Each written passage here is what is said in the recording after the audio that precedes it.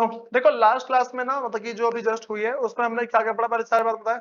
ठीक है, हमने management as a science art profession, ठीक है, मतलब कि मान लो विज्ञान कला और क्या है कि पेशा, ये हमने तीनों पढ़ लिया है। अब हम ना एक अगली जो मेरे पास जो अगला चैप्टर है मतलब मान लो अगला पॉइंट है तो क्या प्रबंध के स्तर के बारे में, मतलब कि प्रबंध के स्तर एवं कार्य में पर level of function of management है। ठीक है भाई, जो हमारे पास जो मैनेजमेंट है ना उसके फंक्शन की बात करते हैं। ठीक है, और उसके लेवल क्या क्या होते हैं सुनो। तो भाई हम जो पढ़ने वाले हैं हमारे पास क्या है, सबसे पहली बात ध्यान रख के चलना। अच्छा तुम मुझे बताओ, एक कोई सी भी ऑर्गेनाइजेशन है उसमें सारे सारे मैनेजर होते हैं क्या, या सारे सारे एम्प्लॉय होते हैं क्या? कुछ मैनेजर होते हैं कुछ एम्प्लॉय होते हैं, ऐसे ही तो है। ठीक है, तो अब हमारे पास में भाई जो भी एक टोटल मेरे पास एक जो मैनेजमेंट है, ठीक है, उसमें दो पार्ट होते हैं। एक मेरे पास क्या है भाई, एक जिसको हम बोलते हैं प्रबंधकीय स्तर, जिसको बोलते हैं मैनेजरियल मेंबर्स है। ठीक है, दूसरा मेरे पास है अप्रबंधकीय स्तर है, जिसको हम क्या बोलते हैं नॉन मैनेजरियल मेंबर्स बोलते हैं। मतलब कि एक ऐसे होते हैं जो मैनेजमेंट का पार्ट होते हैं, दूसरे ऐसे जो नहीं होते हैं। ठीक है, वैसे होते दोनों है, बस सबसे नीचे वाले लेवल पे होते हैं।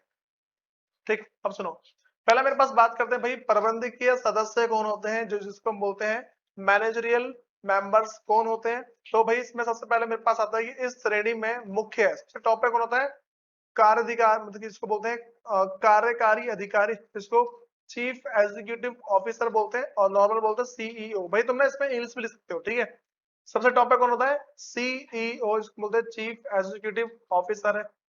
उसके बाद मेरे पास आता है विभागीय मतलब विभागीय प्रबंधक, इसको बोलते हैं डिपार्टमेंटल मैनेजर होते हैं। ठीक है, हाँ भाई अगला क्या मेरे पास डिपार्टमेंट मैनेजर है। उसके बाद अगला मेरे पास है भाई सुपरविजन, जिसको पर्यवेक्षक या सुपरवाइजर बोलते हैं। ठीक, इन सबको हम क्या है भाई, सबसे ये मान लो कि इन सबको मैनेजर के लेवल पे रखा जाता है। ठीक भाई, बात समझ में आ रही है, इंग्लिश में सही समझना है।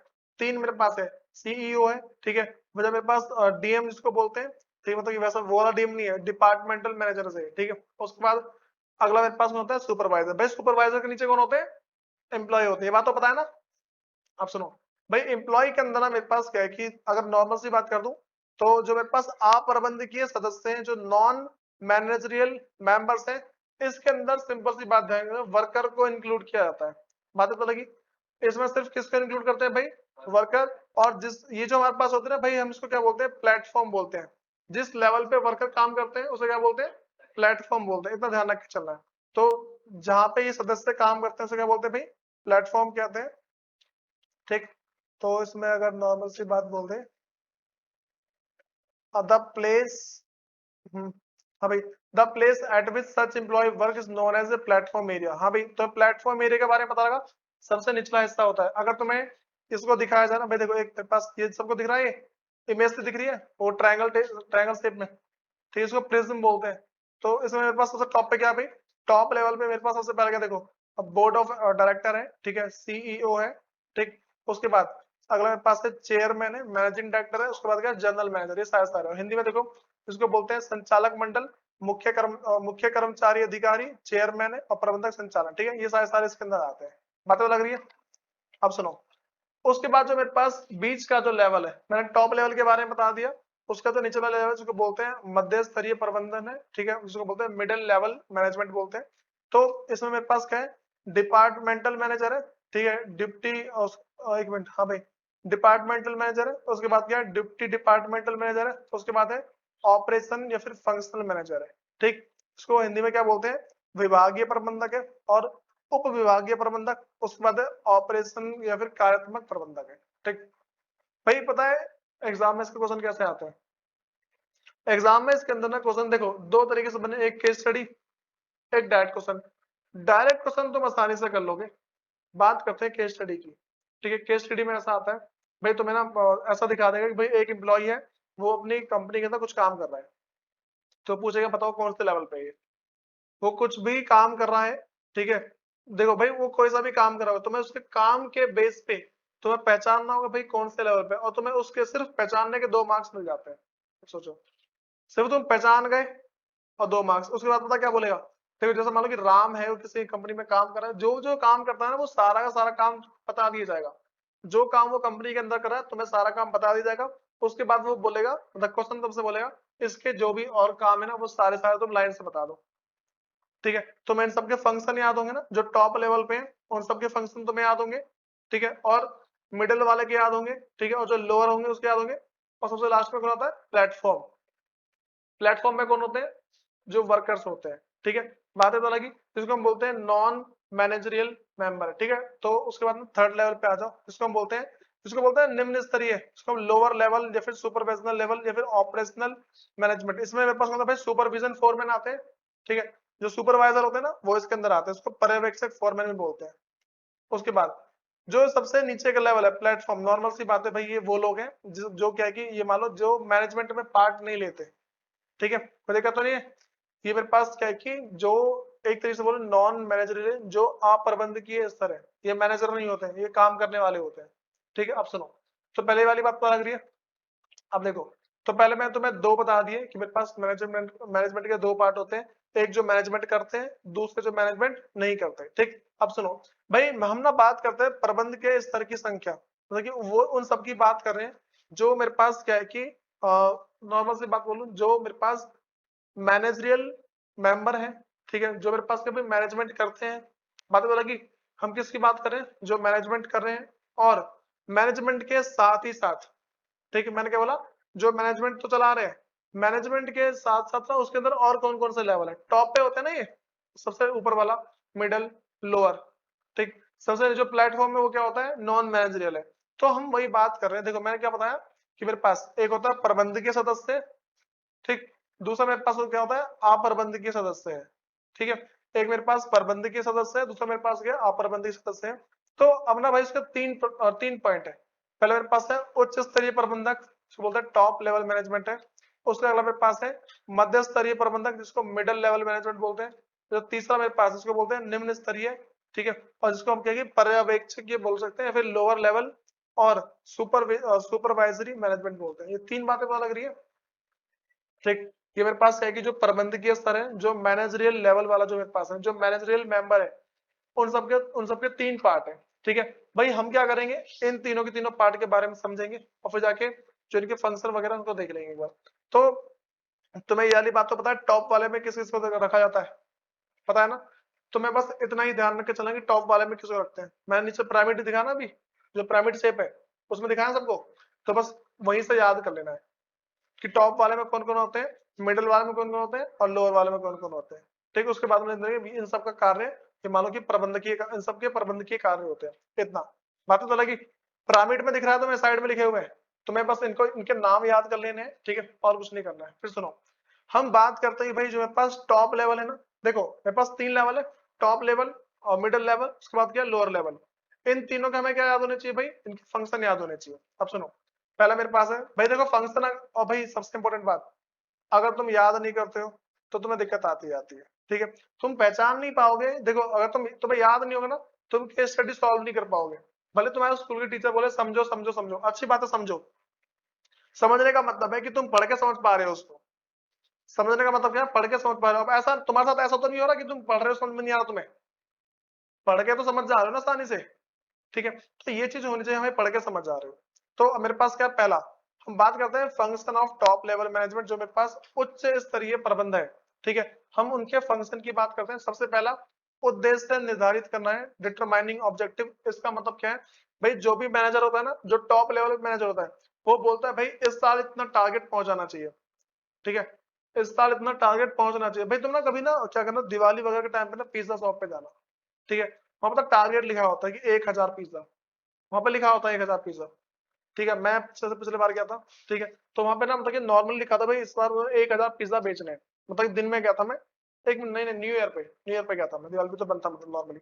अब सुनो, न्यू ईयर पे गया था मैं, तो वहां पे क्या लिखा था 1000 पिज्जा, ठीक है। तो ऊपर से ऑर्डर आया होगा ना, या फिर मैनेजर ने खुद सोच लिया, जो एम्प्लॉय है खुद सोच लिया कि भाई इस बार हम 1000 पिज्जा बेच देंगे, ऐसा कुछ नहीं हुआ था। तो पहला पता लग गया, उद्देश्य निर्धारित करना, डिटरमाइनिंग ऑब्जेक्टिव है। उसके बाद नीतियां निर्धारित करना, डिटरमाइनिंग पॉलिसीज, भाई कंपनी के अंदर कौन सी पॉलिसी चलेगी। हाँ भाई, ये बातें पता लग रही है, कंपनी के अंदर कौन सी पॉलिसी चलेगी। इसका मतलब ये है कि हम सिर्फ कैश कैश में सामान बेचेंगे, या फिर उधार उधार सामान बेचेंगे, या फिर दोनों बेचेंगे। ये बातें पता लगी, ये कंपनी की पॉलिसी है। या फिर दूसरा कि भाई जो कंपनी के एम्प्लॉय दिन में काम करेंगे या रात में काम करेंगे, पॉलिसी है कंपनी की। कुछ कंपनी अपने एम्प्लॉय सिर्फ रात में काम करवाती है, ये माना जाता है कि रात में वो सारी टेंशन से फ्री होते हैं और अच्छा काम करते हैं, दिन में इधर की टेंशन, उधर का हल्ला, इधर का हल्ला, ये साथ सारा होता रहता है। ठीक है, कुछ कंपनियां बोलते हैं सिर्फ दिन में, कुछ बोलते हैं रात में भी काम करेंगे, दिन में भी काम करेंगे। तो कंपनी की पॉलिसी है, कंपनी की पॉलिसी का मतलब पता लग गया। ठीक है, तो ये सारे डिसाइड करते हैं। अगला मेरे पास है भाई क्रियाएं निर्धारित करना, डिटरमाइनिंग एक्टिविटीज। भाई यहाँ पे देखो, यहाँ पे ना कौन कौन सा काम करना किया जाना चाहिए, वो सारी की सारी एक्टिविटी ये सब डिसाइड करते हैं। जैसे नॉर्मल सी बात बोल दूं कि भाई पहले मेरे पास है कि कहाँ से खरीदा जाना है, कितना खरीदा जाना है, कितना कितना इसका बेचना है। ठीक है, विज्ञापन कहाँ, मतलब एडवर्टीजमेंट कहाँ कहाँ पे करने हैं, ये सारी बात क्या है कि ये डिसाइड करते हैं। बातें तो लगी वाली। उसके बाद अगला मेरे पास है संसाधन जुटाना। संसाधन जुटाने का मतलब है अगर हमारी कंपनी में किसी भी रिसोर्सेज की कमी पड़ती है, ठीक है, मान लो पैसा कम पड़ गया, तो कौन इसका जुगाड़ कौन लगाता है?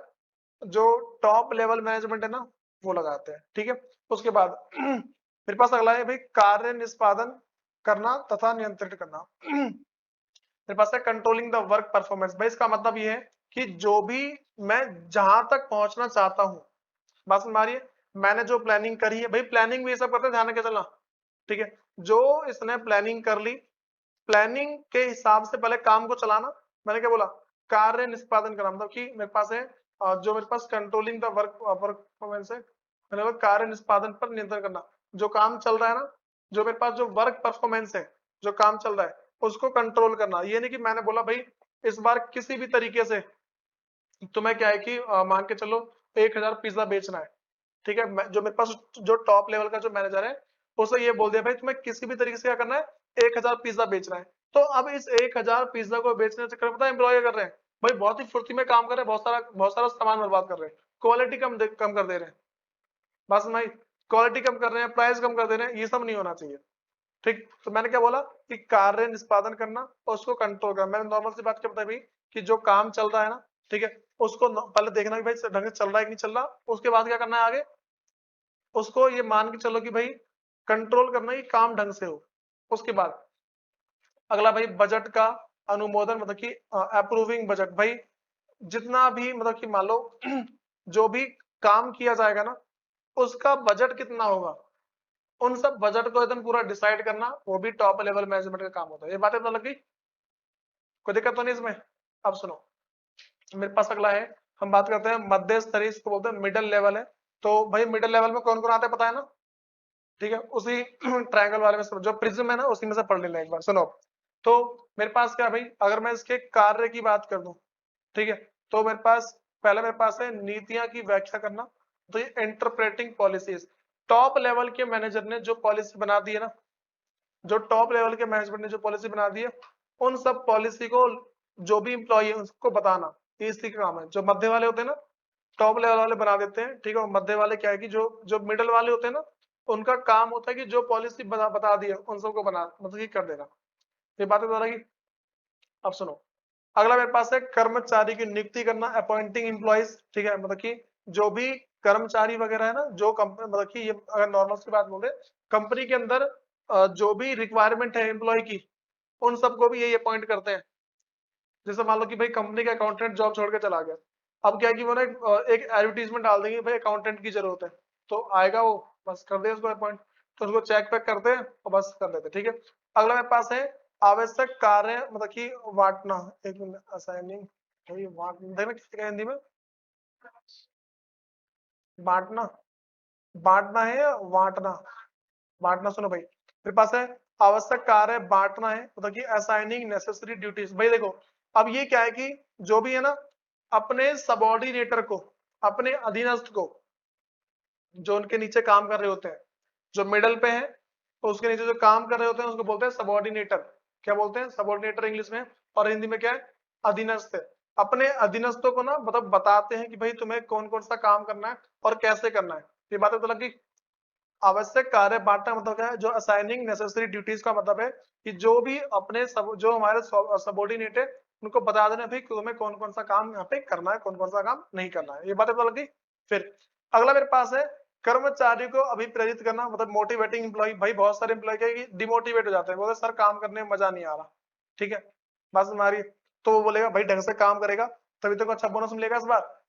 तो ढंग से काम करेगा, कंपनी की सेल होगी, तभी तो मतलब कि जो मैनेजर है, जो हमारा टॉप लेवल का जो मैनेजर है, वो तुम सबको अच्छे से बोनस देगा इस बार। ढंग की मान लो कि बाइक की कंपनी है, ठीक है, अब यहाँ पे ऐसा बोल दिया जाए कि अगर तू ढंग से काम करेगा तो क्या पता तेरे को जो मैनेजर है वो पूरी बाइक गिफ्ट कर सबको, एक एम्प्लॉय को। होते ही कितने 12-13 एम्प्लॉय होते हैं, अगर मान लो 1000 बाइक इन सबने बिकवा दी, तो एक बाइक देने में क्या जा रहा है, एक बाइक देने में कुछ नहीं जा रहा भाई मैनेजर का। जो मतलब जो सीईओ वगैरह होते हैं देते हैं, हाँ ठीक है ऐसे गिफ्ट दे दिया है, और उन्हें पता है बाद में इनकी सैलरी से काट ही लेना है। उन्हें पता होता है कि नहीं बाद में सैलरी बढ़ेगी, हमें बढ़ानी होगी 5000, हम बढ़ाएंगे सिर्फ 3000, 2-2 हजार करके काट देंगे, क्या जा रहा है 4 साल में बराबर, यही तो होगा। भाई मैं तुम्हें इकोनॉमिक्स में पढ़ा था ना कि अगर हमारे पास कभी भी कोई मैनेजर है गिफ्ट देता है, भाई ऐसे ही काम करता है वो, खत्म, नॉर्मल सी बात है, ठीक है। अब सुनो, उसके बाद अगला मेरे पास क्या है, लास्ट में मेरे पास है समन्वय स्थापित करना है, ठीक है, मतलब कि क्रिएटिंग, भाई इसको बोलते हैं कोऑपरेटिव, वैसे समन्वय ना मतलब कोऑर्डिनेशन है, ठीक है, मतलब कि कोऑपरेटिव और कोऑर्डिनेशन एक तरीके से। इसका मतलब ये है कि जो मिडिल लेवल पे जो होते हैं ना, वो एम्प्लॉय के बीच में ना एक कोऑर्डिनेशन बनाते हैं। कोऑर्डिनेशन बनाने का मतलब है कि पहले काम तू ये करेगा, उसके बाद तू उसको बताएगा, फिर वो काम आगे करेगा, फिर तू वो काम करेगा, ऐसे बताया। जैसे मैं तुम्हें एग्जाम्पल देता हूँ, सबसे पहले परचेज डिपार्टमेंट वाला बता देगा कि हाँ भाई मेरे पास सामान आ गया, ठीक है, प्रोडक्शन डिपार्टमेंट को बताएगा वो, ठीक है, प्रोडक्शन डिपार्टमेंट आएगा परचेज डिपार्टमेंट के पास कि तू ये सामान लेके आ जा, हो जाएगा, खरीद के लेके आ जाएगा, उसको दे देगा, ठीक है। और जो प्रोडक्शन डिपार्टमेंट है बना के आगे देगा पैकिंग डिपार्टमेंट को, ठीक है, वो बना के किसको देगा भाई, सेल्स डिपार्टमेंट को। बात समझ में आ रही है, वो किस देगा, सेल्स डिपार्टमेंट को देगा। सेल्स डिपार्टमेंट को देने के बाद फिर भाई आगे क्या करेगा वो, जो भी मतलब कि जो एडवर्टीजमेंट है जिसको बोलते हैं, मतलब जो एडवर्टीजमेंट करते हैं ना, उन सबको बताएगा। अगर सब मुझे बताओ कि अगर इन सबके बीच का कोऑर्डिनेशन खराब हो जाए, अगर कोई एक भी हट गया, तो मुझे लग रहा है कंपनी चलेगी। मान लो सेल्स वाला मतलब कि ना, चलो मैं बोल रहा कि जो प्रोडक्शन वाला है उसने मना कर दिया भाई मैं नहीं बना रहा, ना उससे मतलब रखेगा ना उससे, पूरी कंपनी बर्बाद। तो कोऑर्डिनेशन जरूरी है। अच्छा एक बात बताऊं भाई, कोऑर्डिनेशन पे तुम्हारे अगला जो यूनिट है ना, तो कोऑर्डिनेशन के ऊपर है, मतलब बोल सकते हैं अगला चैप्टर तुम्हारा कोऑर्डिनेशन के ऊपर है, ठीक है। अब सुनो, अब मेरे पास क्या है भाई, समन्वय स्थापित करने का मतलब पता लग गया। हाँ भाई, समन्वय स्थापित करना भाई, थोड़ा ना समझना, सुबह सुबह मॉर्निंग में उसको याद करना शुरू करो, मॉर्निंग में उठ के रट्टे मारना शुरू करो, बहुत फायदे में, कुछ दिन में एग्जाम आने वाले हैं सब। उसके बाद सुनो भाई, अगला मेरे पास है निम्न स्तरीय, हम किसकी बात करें भाई, निम्न स्तरीय अथवा पर्यवेक्षक स्तरीय, मतलब कि हमें पर्यवेक्षक स्तरीय अथवा परिचालन प्रबंध। हम अब किसकी बात कर रहे हैं भाई, लोअर लेवल की बात कर रहे हैं। तुम्हें पता है लोअर लेवल में कौन कौन आते हैं, ठीक है, लोअर लेवल का देख लेना। अब उसके कार्य की बात करते हैं, बात करोगी जो लोअर लेवल पे है ना। अच्छा लोअर लेवल पे कौन होते हैं, सुपरवाइजर वगैरह होते हैं, ठीक है, हम उसकी बात करते हैं। अब सुनो, मेरे पास यहाँ पे कह रही कि वास्तविक कार्य बल के प्रयत्नों का अवलोकन, मतलब कि ओवरसीजिंग एफर्ट्स ऑफ एक्चुअल वर्कफोर्स। भाई सबसे पहले क्या करते हैं, वो पूरा पूरा पता लगाते हैं कि हमारे पास कितनी वर्कफोर्स है, कितने लोग काम करने वाले हैं। मान के चलो कि भाई पता क्या होता है कंपनी के अंदर, एक एम्प्लॉय ना मान लो एक दिन के अंदर, मैं नॉर्मल सी बात बोलूं, एक मान लो एक एम्प्लॉय एक दिन के अंदर 4 बाइक रेडी कर दे रहा है, अगर उसको असेंबल करना ना, तो एक एम्प्लॉय 4 बाइक रेडी कर रहा है, ठीक। अब क्या होता है भाई, उसने ना अपने एम्प्लॉय बढ़ा दिए, उसने एम्प्लॉय कर दिए 20, ठीक है।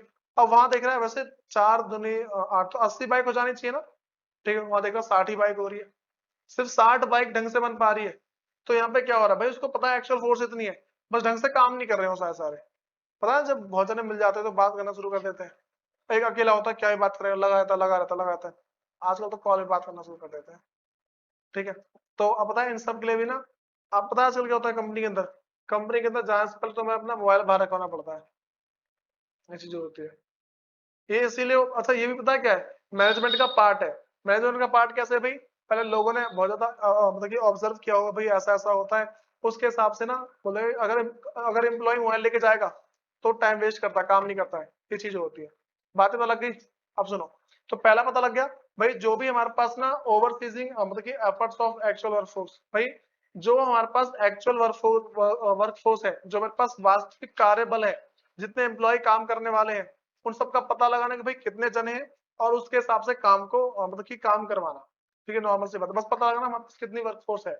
अगला मेरे पास है वास्तविक कार्यबल से क्या है कि मिलना जुलना, मतलब interacting with the actual workforce. भाई जितने भी हमारे पास एम्प्लॉय है ना, उन सबसे दोस्ती बनाए रखना, पता है मैनेजर ना, अगर मैनेजर हो गया फिर जो सुपरवाइजर है, अगर अपने एम्प्लॉय से दोस्ती बना के रखते हैं ना, वो अच्छा काम करते हैं।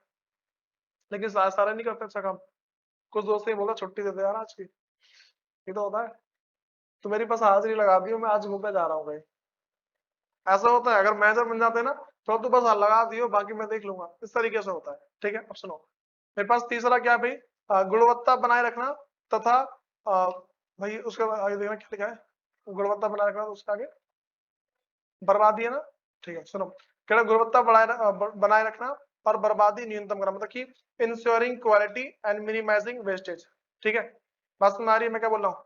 जो क्वालिटी है उसको मतलब एकदम इंश्योर रखे भाई, क्वालिटी कम नहीं होनी चाहिए और बर्बादी कम हो, ये भी वही सब देखते हैं।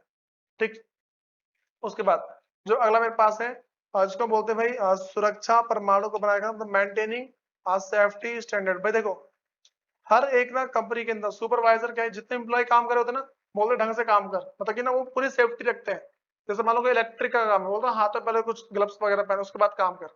वो सब कुछ इन सब बातों को ध्यान रख के चलते हैं कि भाई कहाँ कहाँ पे शॉर्ट लग सकता है, कहाँ कहाँ पे क्या दिक्कत है। एक कोई सी अगर फैक्ट्री है ना, उस फैक्ट्री के अंदर इतने सारे तार बिछे होते हैं, पूछो मत। और फैक्ट्री मान लो कि लोहे की फैक्ट्री है, उसमें कितने सारे करंट आते होंगे। ठीक है, लोहे की फैक्ट्री, कहीं पर अगर एक तार गिरे, पूरे के पूरे अंदर सब जगह करंट आएगा।